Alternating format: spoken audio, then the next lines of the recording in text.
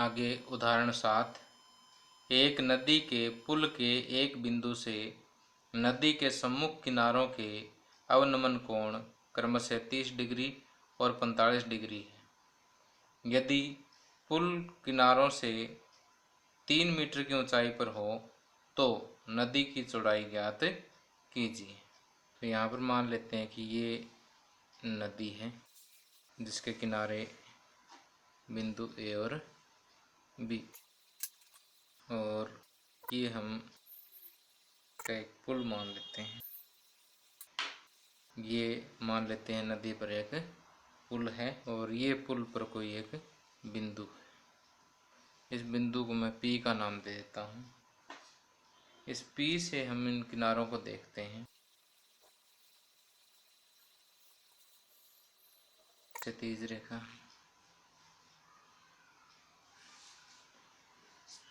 तो यहाँ पर जो अवनमन कोण दिए हुए हैं, एक किनारे का अवनमन कोण 30 डिग्री है और दूसरे किनारे का अवनमन कोण 45, और उस बिंदु के किनारों से ऊंचाई जो है 3 मीटर दी।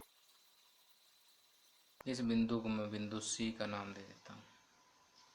यहाँ पर ये दो समकोण त्रिभुज ए सी पी तथा दूसरी समकोण त्रिभुज बी सी पी बन जाती है, जहाँ पर ये दो सम। तो यहाँ पर नदी की चौड़ाई जो है वो ए बी होगी। ए बी किसके बराबर होगी? ए सी प्लस सी बी के बराबर होगी। हम त्रिभुज ए सी पी से ए सी फाइंड आउट करेंगे और बी सी पी से सी बी फाइंड आउट करेंगे और इन दोनों भुजाओं को जोड़ देंगे।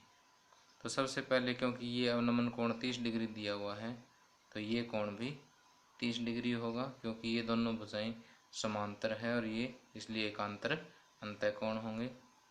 ये 45 डिग्री है तो ये 45 डिग्री हो, ये भी एकांतर। तो यहाँ पर हम लिखेंगे माना नदी की चौड़ाई, माना नदी की चौड़ाई बराबर ए बी। ए बी किसके बराबर होगा? A C plus. अब त्रिभुज ए सी पी में समकोण त्रिभुज ए सी लंब और आधार का रेशन लगाइए, एक नॉन और एक अननोन। पी सी बाई ए सी बराबर लंब बटे आधार। टेंजेंट कितना लेंगे? जो त्रिभुज ले रहे हैं उसी का ही एंगल लेंगे। पी सी 3, ए सी आपको फाइंड आउट करना है। टेंजेंट 30 की वैल्यू 1/√3। अब क्रॉस मल्टीप्लाई करेंगे, 3√3 बराबर ए सी, या ए सी इज इक्वल टू 3√3 मीटर। अब दूसरी समकोण त्रिभुज लेते हैं, समकोण त्रिभुज पी सी बी में वही लगाएंगे लंब बटे आधार, P C by C B बराबर tangent 45 degree. P C 3 metre given है, बाई सी बी आपको फाइंड आउट करना है। टेंजेंट 45 1। अब सी बी राइट साइड में जाके मल्टीप्लाई हो जाएगा,